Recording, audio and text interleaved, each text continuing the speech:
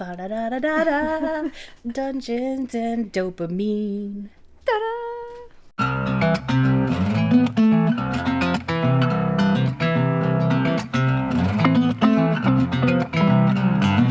Hello, welcome to episode 59 of Dungeons and Dopamine. I'm Jess. I'm Bre.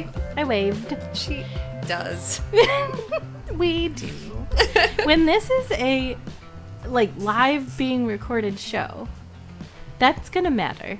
True. You're right. You're just preparing for the future. I'm getting ready. I'm practicing. Now I'm gonna do it, but not in any recognizable form. It'll be more like interpretive dance. We're actually really close to being able to record. We're in the Dopa office right now. Yay! There's real furniture, like computer desk, chair. Sitting on a couch. Yeah. There's new furniture that I built today. And a bookshelf that actually isn't going to stay in here, but still it makes it feel very homey. Mm-hmm. And a rug. It looks beautiful. Thank you. So we're getting so close, and we actually are going to be, I don't know if the whole show is going to be recorded and then shown to you on YouTube, but there will be snippets. There will be snippets. We will snip it. I don't know. That seems like a weird statement. Now that I've said it, I kind of wish I could rewind and take it back. Nope. This happens to me a lot. And it's not like you know the editor, so you can't edit it out. It has to stay. I don't know her, although I bet she's really pretty. She is really pretty. Oh, thanks. And very nice. Oh, tell me more. She's a little odd. Shoot. This is where we go. Stop talking about her. I'm sure she wouldn't like to hear that.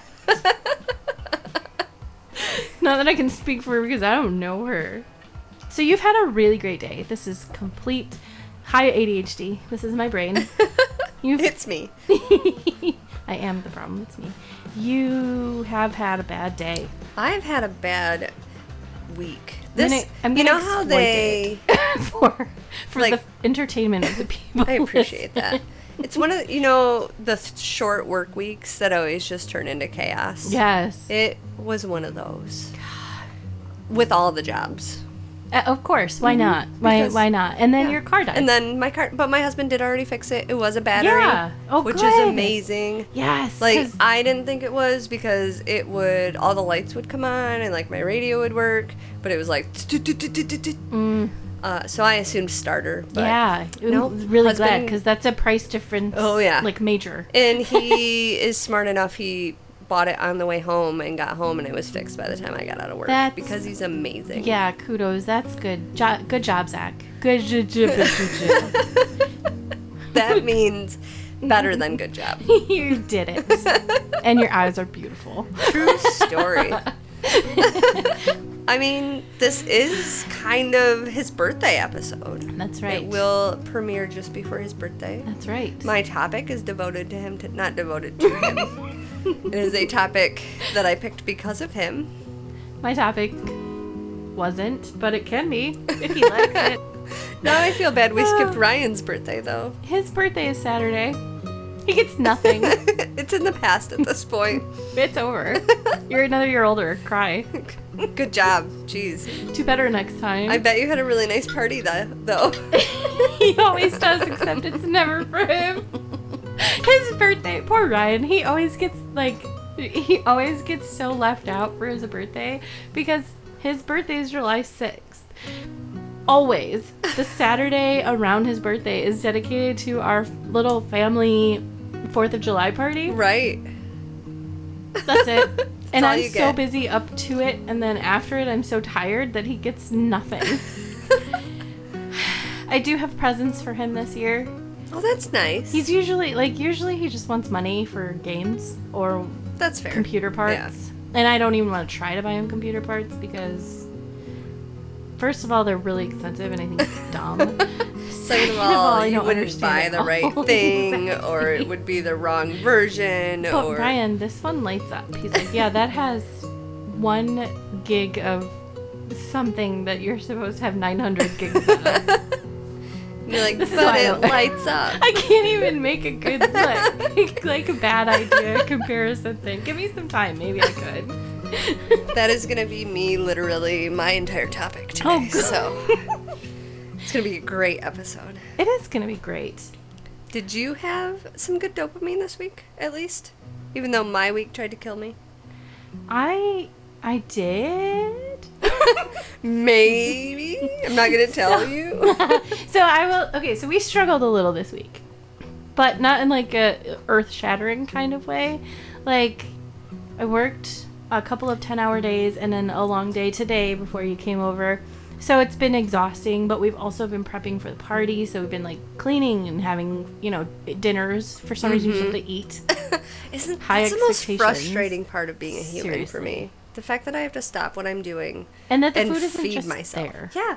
And available and done. You have to make it and then eat it. Yeah. And you have to think about it. You can't just buy the things that are at the store. They're not good for you. So you have to make and buy other things. And you have to plan it so that those things that you've purchased to make the food doesn't go bad. Yes. Or don't go bad before you. And then you have to clean up afterwards. It's awful. It's a terrible thing. Yes. So all of that added up.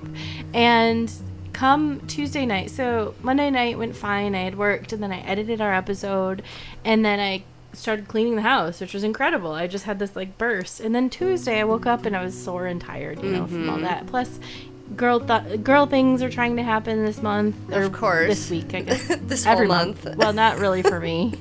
I'm PCOS. It's a crapshoot. Could be all the time, could be never. Exactly. Just whenever it decides to do the thing. But anyway, so then you're extra tired and you're extra sore and extra moody. So then my day at work was a little rough, and I had a friend here helping me with some stuff. Shout out to Katie. Because she's amazing. Truth. Facts. We're going to hang out with them so soon. So soon. So excited. We were talking about it yesterday. Anyway, this is not the time for this, Bre. Calm down. So Jessica keeps interrupting herself. I'm a terrible storyteller. Which is the perfect person to have a podcast. Yeah. This is why we have to give ourselves topics, because otherwise it would just be this. I can't wait for our next episode. It's going to be insane.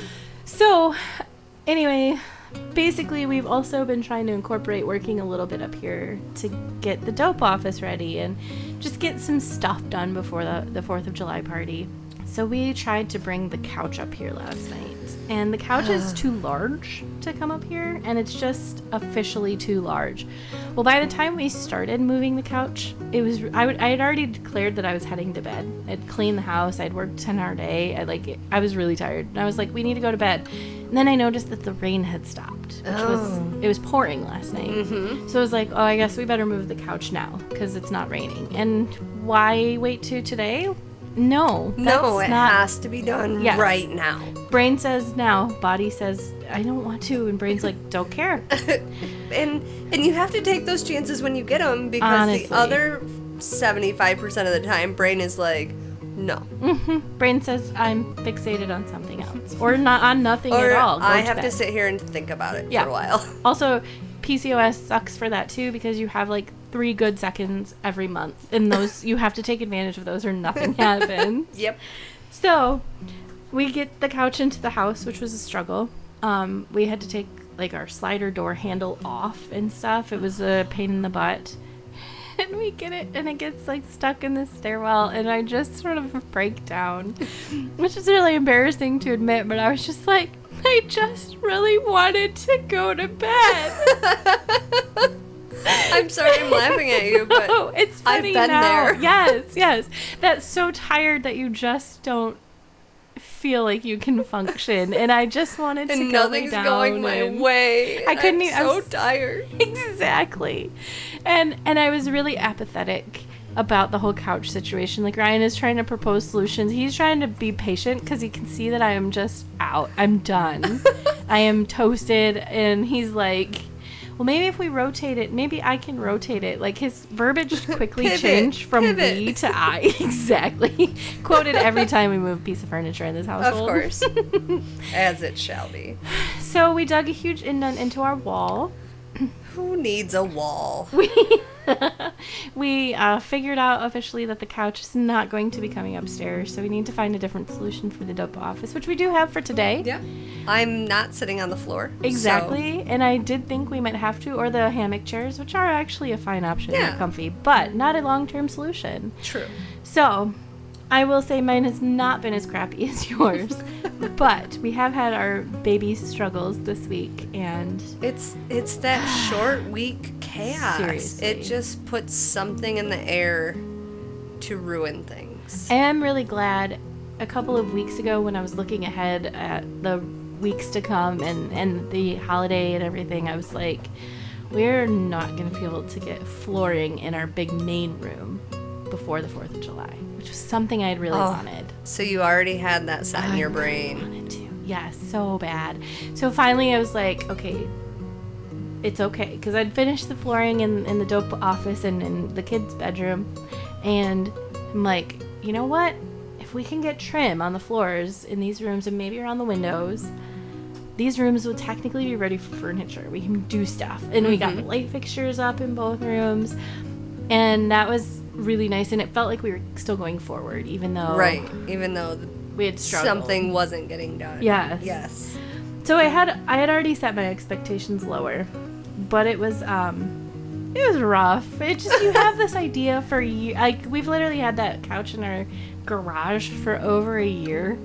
And chaos downstairs while you prepare for all of it. I have 3 couches in my downstairs area right now. I came in and I said, look at your plentiful furniture. Yes. That's the best way I've ever heard that put. And then I've been shopping for couches now that can come up. All the couches. So, your butt will be very comfortable in my house. I will have so many choices. It's going to be great. Okay, I can't think of a butt movie. Because I was going to try and transition. Earlier we had said something and I was like, why don't you just know butt movies off the top of your head? Connor would. I was going to say, wouldn't you be concerned about me if I did? And then you said that. And I think we were going in 2 different directions. Yeah, absolutely. No, Connor's at that almost 8-year-old stage where butts are funny. Are hilarious. So every time there's a butt in a movie, which is constantly, now that it's being pointed out to me. Yes. He goes, Mom, I saw his butt. Okay. Great. Cool. Sure there was a reason for it. Because he has a butt. And butts are funny.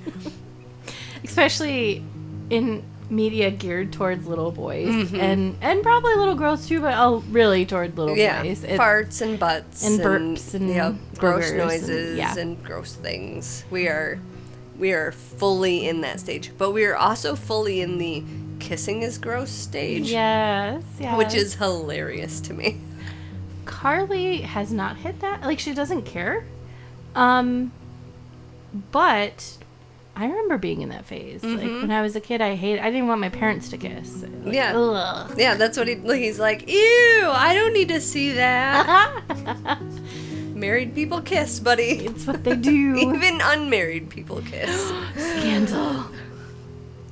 Which is a TV show. Scandal. True. I was thinking Bridgerton, because they can't kiss before they're married. Okay. So that could be a whole thing. So let's put a pin in it. Let's pin that to episode 60. So sorry I said that. No. I'm really ashamed of myself. No. It needed it. All right. So, Scandal is a TV show. Woo! True. And I'm going to talk about some things that have happened on TV and movie sets. Yay! Now, some of these are creepy, and I did, of course, gear toward creepy, but I wanted a little bit of variety on this, not just to be the creepy one here. She doesn't always want to be the dungeon. I don't. Sometimes I need to be the dopamine. I will also admit that I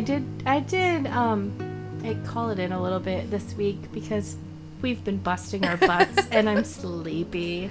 So that's fair. This is kind of me sharing a lot of things that I read off the internet, and that's that. So here we go.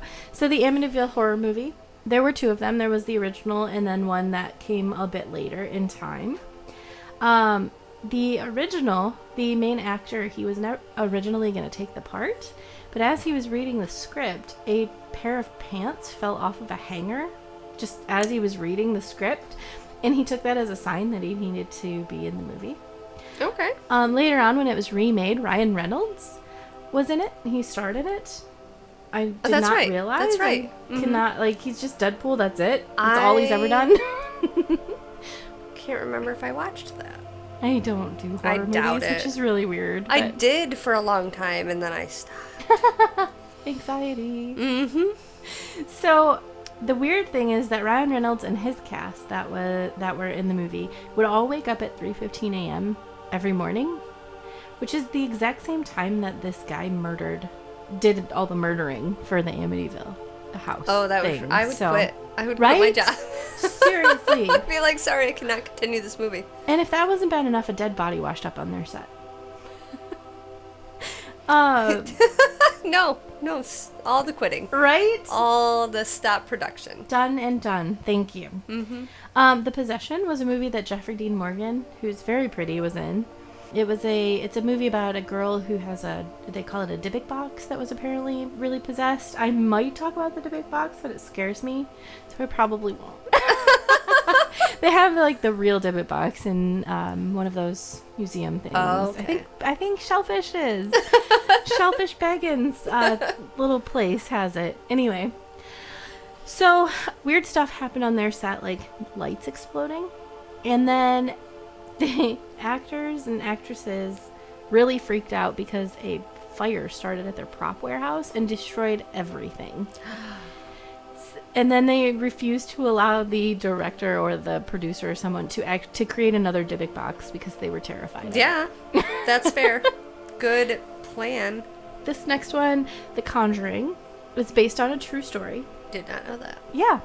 I have not watched that. And Surprise! I'm not either. But I did hear the story of it from And That's Why We Drank, of course. And this family was basically plagued by an entity in their home. And so the mother of said family would not visit the set of the movie because she said the entity was not done with her family and that she didn't want to be there. Ooh. So I quit then. So I said no.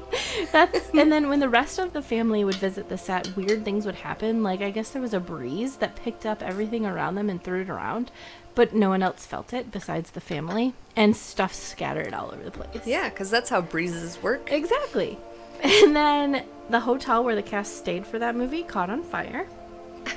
The director's dog, when he was working at night in his home, would bark incessantly at one corner of the room in his house. That stuff freaks me out. Yeah. Yep. Nah. Thank you. Nah. Mm-mm. And then one of the actresses wouldn't bring the script home to read because she was really scared of it. But one night after she'd gotten off the phone with the director, she opened up her laptop and there were 3 digital claw marks down the screen, like a dog or something had swiped at the screen.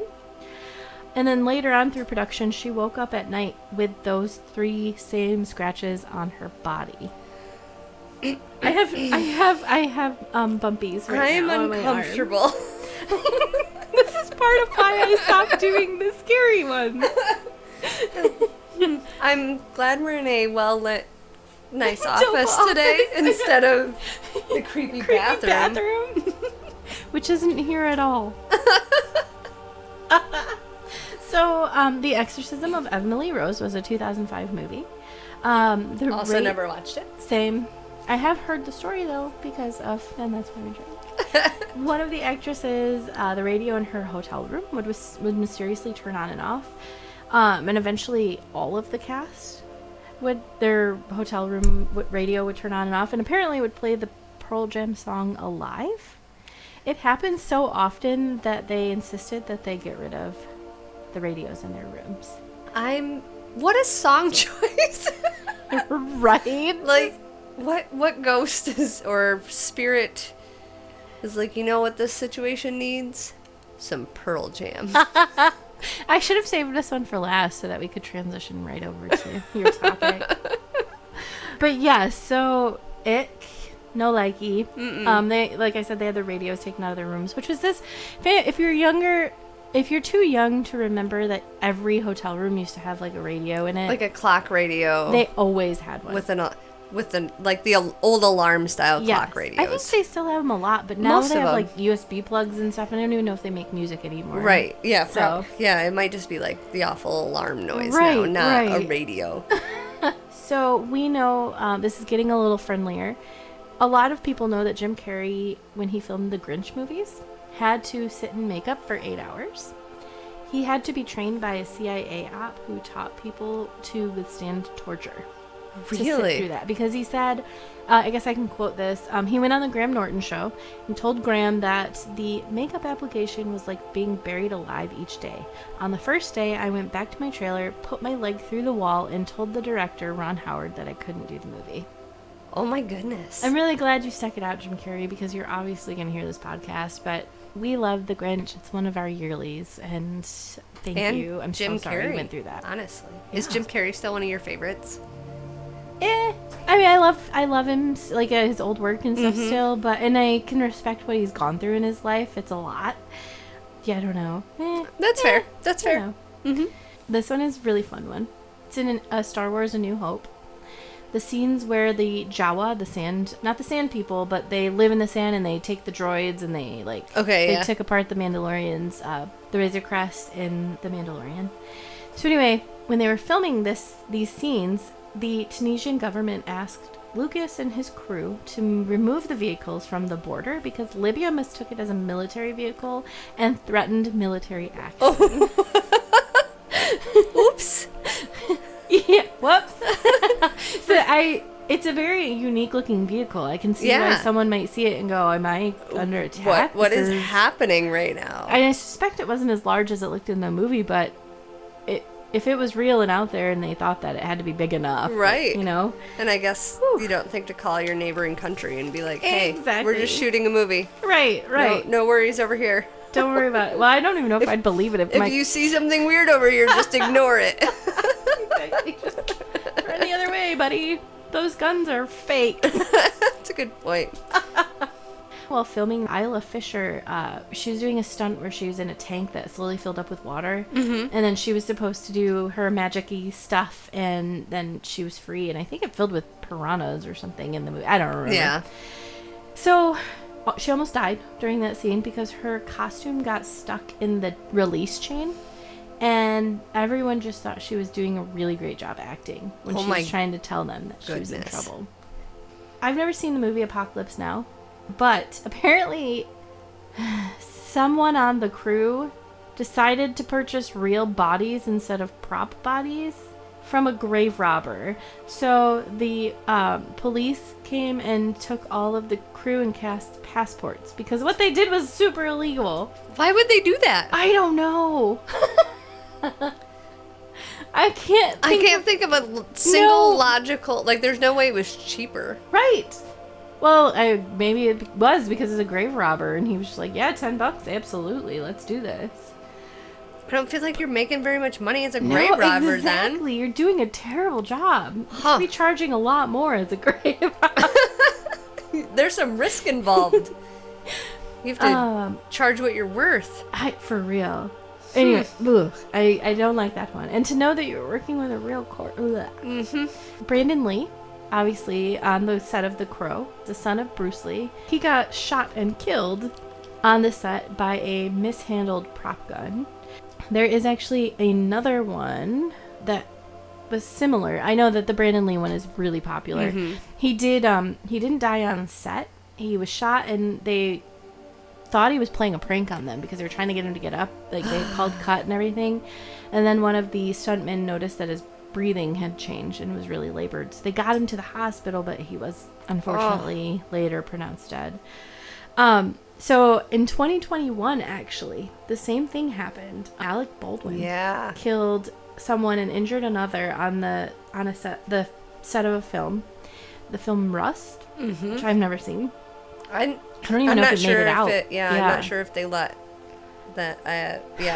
So the prop lady had been accused. I believe it was a woman. I just read the name and I think it was a woman. She was accused many times of gross negligence. not just on this set, but many times, mishandling firearms. Yeah, she ended up with a bunch of charges, I think. Yeah, and Alec Baldwin ended up did. with some charges too. Involuntary manslaughter, which I thought was, it's rough. I don't know how I feel about it. Some of this, because for some reason I followed this story on Reddit. Good. And like people from the movie industry were taught, like there was some chain of command stuff and some safety stuff that wasn't being followed. Gotcha. And because he was in charge and supposed to be in charge of all of that, he ended up with the charges. Got it. Oh, it's icky. I don't like it. Or maybe not that he was, but because he was actually holding the gun and there was like steps he should have gone through and steps the prop lady should have gone through. And how hard when someone hands you a gun okay, I'm sorry, like not that they would hand you a real gun, but a prop gun or whatever, and says this is safe, go ahead. I understand that you might have steps to go through, but if they tell you that it's that, you believe them. So this one I specifically have and am dedicating to our Katie. Yay! Who we have already talked about if it didn't get cut out of this selection. While filming the X-Men Origins movie, Hugh Jackman had to run down a hallway butt naked. And he was wearing, of course, the Wolverine claws. Mm-hmm. And he turned a corner to see every woman on the production staff waving dollar bills at him. And poor Hugh also instinctively went to cover himself. Oh no! And cut his groin with his Wolverine claws. Poor Hugh. Poor Hugh. Aww. Bad part of the job. He survived it. Maybe it made him a better singer. So, this is one I think is really fun. Steven Spielberg, while filming The Raiders of the Lost Ark in Tunisia again, weird, the whole cast got dysentery. And he avoided it because apparently he carried a suitcase full of SpaghettiOs with him to avoid eating. And this whole dysentery outbreak caused one of the best fight scenes in that entire movie. If you're not familiar with the movie, Indiana is about to fight somebody in the streets, and the man gets out his sword and he's like doing all these really awesome ninja moves, and Harrison Ford felt so crappy on the set that day that even though he had been trained to do this big choreographed fight, he decided it was better and more on target for his character to pull out a gun and just shoot the guy who had just done all of these impressive sword ninja skills. And it stayed in the movie, and it is a very funny part of the movie because he looks really perturbed. He's just like, yeah, that was impressive, boom. And it is really great moment of the movie, but it was because Harrison Ford felt really bad, and he didn't want to be on set that day. He pulled an Indiana Jones. Exactly. Do you know Danny Trejo? Yeah. Okay. So apparently he guest stars in The Muppets Most Wanted. Mm-hmm. And when he filmed this, his mother had just recently passed away. So the cast and the crew and everybody were offering him a lot of sympathy, but he was Danny Trejo, so he was shrugging it off and keeping up like the tough guy thing until the voice of Kermit the Frog, with Kermit the Frog, said he was so sorry to hear about his mom, and he just broke down crying. Kermit would make me cry too. I know, it makes me cry just talking about it. This one is also incredibly heartwarming. During the filming of Matilda, Danny DeVito and Rhea Perlman, who played Matilda's parents, would actually take her, Mara Wilson, out to take trips and things like that because her mother was dying of cancer. Didn't he also, Danny DeVito, like, made sure to get an advance copy of the movie for his mother? Get it to or for her mother? Her mom before she passed? Or it was another... I'm not sure, but that sounds about right. Danny DeVito is the hero we didn't know we needed. Matilda is my hero in general. I love that movie. I love that girl. I want to have special book powers. Oh my gosh, right? And Miss Honey. Mm-hmm. So, Are you one of the people who feels super awkward if like someone gets into a fight in front of you? Like if you see a married couple get into a fight on like game night. Well, or, yeah. So or Or like if they when like you were- show up to your house in a fight and Yes. their son comes in and says, "My parents will be in soon. They're fighting." That was actually hilarious.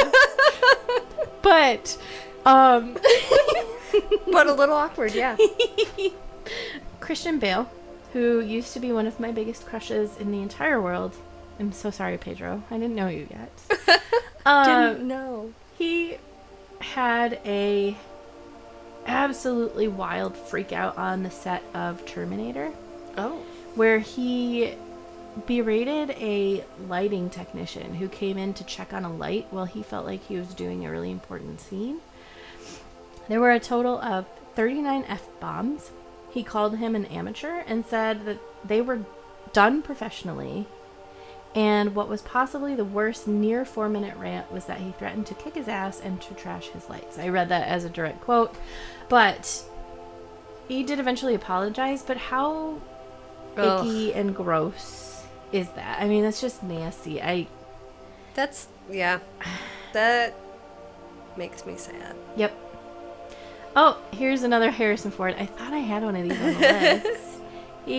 He's not a big fan of the Star Wars movies. Like, he's out there talking about how, in my opinion, he trashes them and it makes him look stupid because why are you doing them that? I don't have a lot of respect They for made you a actors lot of who- money. Yeah. Actors who hate their own movies Right. gross me out. I just think that's dumb. Especially Get something over as it. big as Star Wars. Like, Right. it's one thing to feel weird about a movie that flopped or one that maybe Yeah. you didn't even do well in, but to crap on a whole franchise of movies that made you like a household name. And that people truly love. Yeah. Anyway, I could get into that. But, so, he obviously did his stint in the 80s. When he came back in 2014, it was with the stipulation that his character would die. Spoiler alert if you haven't watched the movie. But, while he was filming that, he tried to walk into the Millennium Falcon and something went wrong with the hydraulic doors and it slammed him down to the ground and he dislocated his ankle and broke both bones in his leg. Oh my goodness. He had to be airlifted to a hospital, which is terrible. That is awful. He was 74. He I is cannot an old man. imagine. Wow. So movie sets can be crazy. I know a lot of other silly stuff like Leah Michele was apparently an absolute horrible person to work with on I heard Glee. that too, and it makes me so sad. Super sad. And yeah, it's so funny. In the Two Towers, Viggo Mortensen kicks a helmet in one of the scenes and breaks What? his toe. What? I know. No one knew that. Mind blown. No one has ever That's such a meme on referenced the that internet. before. Yeah, never. No one knows. Did you know? There's a movie about rock and roll, but I can't remember it. So I was going to try and transition for you. But do you know who likes rock and roll? The Dog Man of Michigan. The Dog Man of Michigan. And Zack. And Zack. Does Zack leave you every 7 years to go do something? Maybe. Zack, you have some explaining to I do. have to backtrack on how many years that Have would you ever be. seen Zack and the Dog Man of Michigan in Never. the same room? Was 2018 the year Zack went to King of what's it called? King of the Hammers in California? Zack. Oh no, that wouldn't make sense. That's how long 7 years would be for me and him, not 7 years of Dogman. So it would be in what? We got together in 2000. Wait, no, I think it's yours that end with 7. I don't remember. So our first year, it would have been 2017. Yeah. Was he suspiciously absent sometimes? Yeah. Did he chase trucks back then? Yeah. Sure. Happy birthday, Zack. We know your secret. You are the Dog Man of Michigan. If we Why cut didn't any you of this tell out, me? I'm going to make a soundbite and just send it to him as a person. As a person. As a person, Zack. I don't know what that means. So I mentioned that I'm really tired. Should have opened my stuff earlier, but I did not. And now I can't find it. So you just get more of us talking. Yay! That may or may not make it past editing. I get more of us talking if nothing else. Hi, Jess. How you doing? Future Jess. You're a great editor. All right, so to start this episode, I have to start with a story. A month or so ago, Zack ended up at a local metal show and he happened to be wearing his Dungeons and Dopamine shirt that day. Yay! Thanks, Zack. He did not expect to end up at a metal show that night. We had actually been at Pride Festival earlier in the day, hence why he was wearing the most colorful shirt he owns, which is the Dungeons and Dopamine shirt. But he walks into a local bar for a local metal show. One of his buddies was playing, and he was one of the only people in the whole bar with a color shirt on. Everybody else was wearing all black. It was just Zack and the lead singer of the band he was there to see, who was wearing like a blue beach tank top. But because of that shirt, he said he had at least 6 people come up and ask him what it was about, and Yay. he had them, like, he pulled it up on Spotify, and so if we ended up with a bunch of new listeners right after that show, that is why. Some commission. And so if you are here listening to this show because you met my husband at a metal show for Kill Tomorrow, shout out to Kill Tomorrow, who is a good local metal band, and the lead singer I happen to like a lot. He even was the minister for my wedding. Oh, really? Yeah. Oh. He is a lead singer in a metal band in Muskegon. Jason. So thanks to Zack for the advertising, thanks to Kill Tomorrow for having the show, and welcome to anybody that is listening to us directly because of that show. Yay. I did a whole episode just for you. This episode is about metal music. And I have to preface with, I don't know anything about music. I'm not a music person. I listen to music, but I can't tell you if it's good or bad. I totally judge it based on, like, whether I can sing it and whether I like it. Does it make you feel happy? Yes. Is it Exactly. a feelings? And sometimes it's not even the sound or the song. It might be the band. The band makes me happy, so I like all of their songs. I don't know. My husband, however, has this incredible musical ear and can tell me all kinds of different things about why this song is better than that one because of, like, the musical composition and how it's put together and how they play and the instruments and blah blah blah blah blah. And he really enjoys metal music. And for our whole relationship, I did not understand because to me, metal music sounds like angry screaming. And as we know, I can't even watch TikTok because all that audio stresses me out. So, metal music has obviously not been my forte, but also music in general is not my forte. So, some of this is over my head. You can Wikipedia heavy metal music. It's there. That's where I learned some stuff. But it's really long and really bogged down with a lot of details. So I'm going to sum it up for you. The basics are that metal music is a type of music that is usually considered louder and harsher than other styles of music. It is a heavier form of rock music, but it does also have some roots in blues and, like, psychedelic rock. The most basic form of heavy metal rock started trending in the 1960s and has evolved into a pretty vast genre of music. If you look up, like, again, if you Wikipedia metal music, there are approximately 30 different subgenres. So, as a genre as a whole, it is characterized by its loud sound, with distorted guitars, extended guitar solos, and crazy drum beats. And as a broad genre, I could be referring to any band from Led Zeppelin to Opeth or Tool. Those are all considered metal bands. I was like, maybe you can give me, I didn't want to interrupt until just now, then I didn't decide I needed to interrupt. Because I was going to ask you for band names, because you say heavy metal, I think screaming. More of like a thrash metal. Like that. Yes. So I think screamy, heavy, like, heavy. Yes. And then you say in the 60s, and I'm like, but they didn't have that. And then I think, okay, but you did have, like, what was considered rock or, like, hair metal. Yes, hair metal. So got it. Poison and Cinderella are considered metal bands, but they are very different from, like, Tool, who is also considered a metal band. They would, I guess they're more progressive metal or new metal, or I'll get into later math metal, which is actually a thing.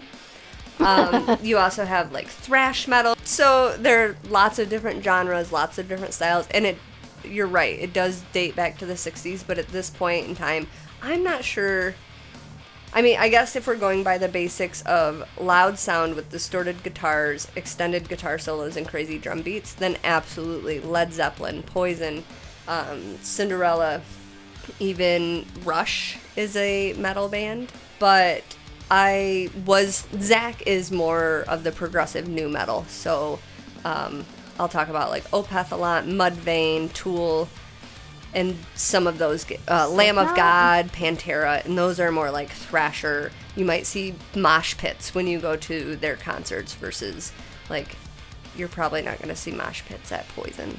Or, in fact, I don't even feel comfortable calling Poison a metal band anymore. Seriously, They're just a hair band. So I am here in defense of metal music. Because as someone with no musical talent or musical understanding, I was the person that thought it was just growly, screamy, angry, awful stuff for a long time. So you're here for it. Do I have to be against it? Yes. Shoot. I did not prepare Until for the this end, quiz. and then you have to love it. Okay. I hate metal music. But did you know that metal music is basically soul music for neurodivergence? What? Yes. So I do actually need an explanation for this. I was mostly just being ridiculous, but now I need an explanation So for there this. are numerous studies that show that metal music improves the mental health of those that listen to it.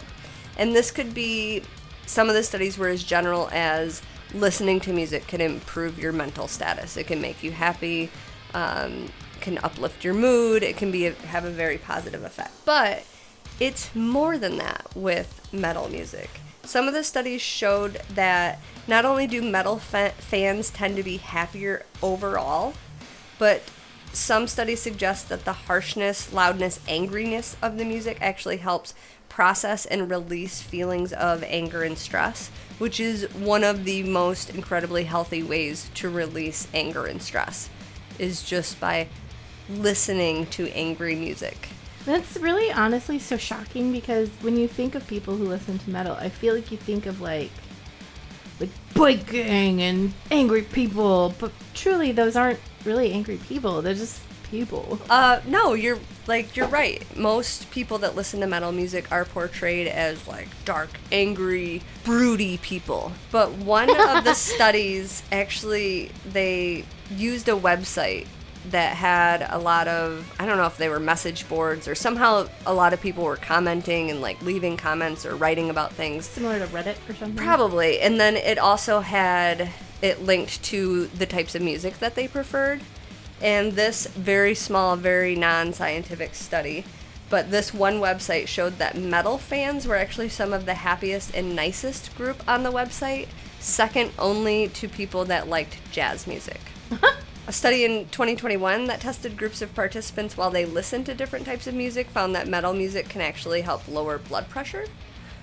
Other studies show that metal music helps focus. So if you're struggling with focusing on a task or keeping on task, actually playing specifically metal music can help you focus on whatever the task is at hand. Zach has told me this all the time, and he has also told me that, he listens to metal music on the way to work because it helps, like, pump him up for the day. It gives him that positive emotion, but he listens to it on the way home because it helps him release the stress of the day, which I thought was insane until I read these studies. The number of studies and the number of people that overwhelmingly commented on how metal music helps them focus was astounding. Like, there wasn't a lot of like scientific journal research on this. It was really just a lot of websites I found where they were defending metal music. And then a lot of anecdotal stories on like Reddit subreddits about metal music, but it was an overwhelming number of people that said that they have ADHD or some other sort of neurodivergence, and they listen to metal music to help them focus and concentrate and get through the day.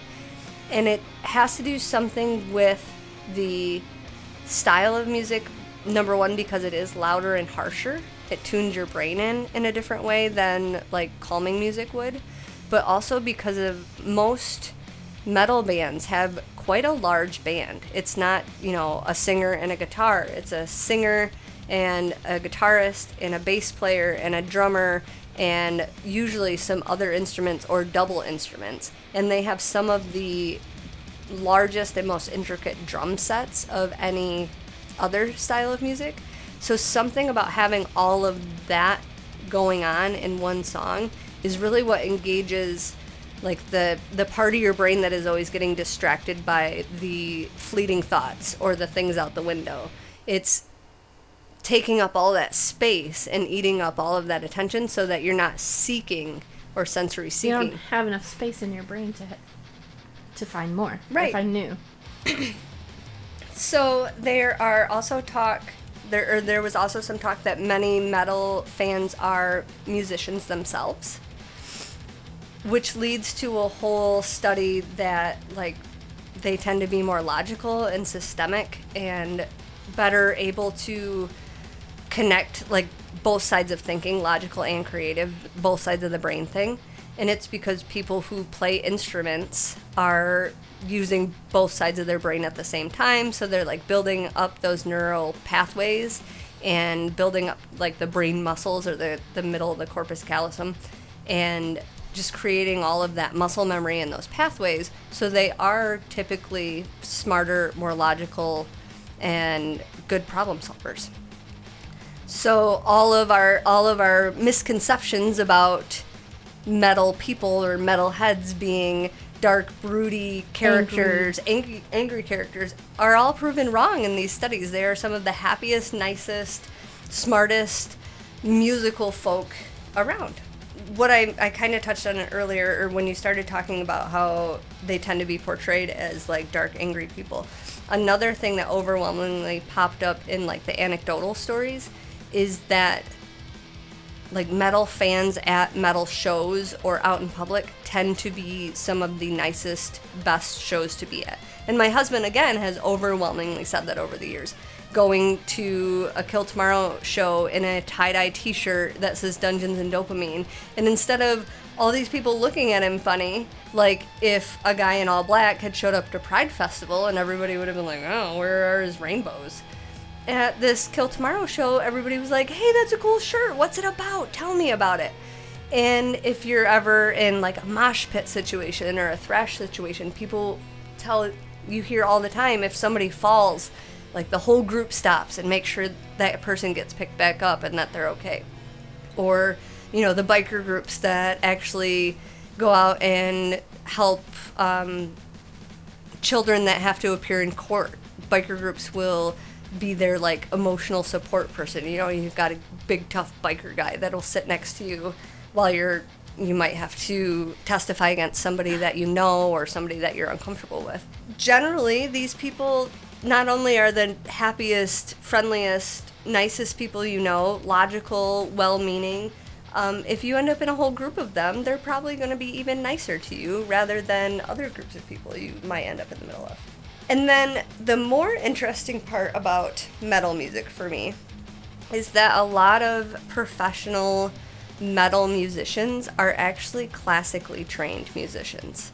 And if you read the studies and you go to these different websites, if you really break down the music behind metal music, it's so intricate and there's so much in these songs that they are compared to classical, like Beethoven and Bach and the compositions they would put together. If you basically played those songs, Bach and Beethoven from the years ago, in the style of, like, with the instruments we have now, they could be heavy metal songs. And people, I think, miss or don't realize how much work and how much training it actually takes to be able to play these long guitar solos and these intricate compositions with a bunch of different instruments. And a lot of them will do specific time signatures or things that are different and more creative than like pop music or country music or what we're hearing on the radio. There's a website called metalmastermind.com. It was all way too far over my head, but he breaks down music theory and how metal music relates closely to classical music. And he gets into like the harmonic complexity and orchestration and arrangement and structural complexity and melodic development. And I don't know I can guess at what some of that means, but what I'm hearing is basically metal musicians are like our classical composers. Absolutely. They, there are even, like, Metallica recorded a whole album, I believe. Their S&M album was recorded with the San Francisco Symphony. Opeth, which is one of my husband's favorite bands, they have a lot of orchestral elements in their songs, like string instruments, bass, woodwinds that they put right in their songs. I want to say they've played at the Grand Ole Opry, maybe? Okay. Like, they've done a whole orchestral set, a whole album. This makes me think of, like, the Trans-Siberian Orchestra. Yeah. And I love that. And it's probably, throw some growling lyrics in it, and it's basically metal music. Going into, I talked about the different genres, and I mentioned math metal. Yes. So, Tool is a big one. Mudvayne, even Rush would be known as math metal, and it's because they include unique characteristics in their music. They will change their time signature to something unique compared to what is usually played. Tool is well known for using the Fibonacci sequence in their time signatures and also relating other math and science theories in their music, whether it's like how they're playing it or the lyrics that they use. I already talked about Opeth a little bit, but they also incorporate like folk, blues, classical, and jazz elements into their what they're called death metal. And then they have their orchestral songs. So I'm not doing this justice, but it's just really intricate music. If you can get past the screaming and the growling and all of that, just the music itself is incredible. And it's really well done, and it's done by people that have more talent than we give them credit for, because we see them as, death metal growling bands. But then, go ahead. I was literally just going to get kind of, I don't know, philosophical is probably way too big of a word for this, but I wonder why we write them off. Because I have a theory. Oh, great. Okay. So you have talked in the past about the satanic panic of the 80s. Yes. They were part of it, right? Yes. They are portrayed as these brooding, angry, evil music people, and their lyrics were twisted, or maybe probably nobody took the time to actually listen to the lyrics. Right. So one story even, Dee Snider, who is from the band Twisted Sister, way back in the 80s, he had to testify in front of Congress because Tipper Gore had started this Parents Music Resource Center, and they were pushing for like a rating system. It's why we have the explicit tags on CDs now, or albums. But so Dee Snider had to get up and testify about why they wanted these ratings and everything. And the group, the PMRC, tried to testify that Twisted Sister's song Under the Blade was about sadomasochism and bondage, when actually it was just about the guitarist's throat operation. Oh my gosh. So Dee Snider got up and basically, I don't have the quote in front of me, but he basically implied that she must be pretty perverted if she took that song to mean things like that, because it's just about my guitarist's surgery. I think they were kind of thrown under that bus with all of the satanic panic stuff, Dungeons and Dragons and death metal and marijuana, all, yeah, drug abuse resistance education. Let's, throw it all in there. Let's teach kids where they can get drugs. And what kinds there are and what they do for you. Viva La Dirt League now has Nair, and it's necromancy no more, which isn't that Nare at all. But it makes sense. Yes, you can buy shirts on their website. I'm not even getting a profit out of it. I just think it's freaking genius. And we just like to plug them whenever possible. Exactly. So that is my attempt at metal music. I'm sorry, Zach, I didn't do the justice you could have, but everybody should give it a chance. Let's be fair, if Zach was doing it justice, we would be a lot longer today. Oh my gosh, it would have been hours. All right, well, I loved it. Happy birthday, Zach. Happy birthday. This was Dungeons and Dopamine Podcast. Mm-hmm. You can listen to us anywhere you stream podcasts, And on YouTube. You can support us on Patreon at www.patreon.com/dungeonsdopamine. There's no and. That's another Dungeons Dopamine. Dungeons and Dopamine. Just support us, okay? This is hard. You can find us on Facebook, TikTok, Twitter, Instagram, or Reddit, and then use those links to get to our Patreon, too. Truth. And you can email us, and you can contact us with any of those socials, but you can email us at dungeonsdopamine@yahoo.com. And give us a break. We're trying, okay? Trying our best. Dungeons and Dopamine is edited and published by Argyle Pigeon Productions. That's panicked. I couldn't do it this time. Okay, that's all. We love you. Yes, we love you. Okay, bye. Bye.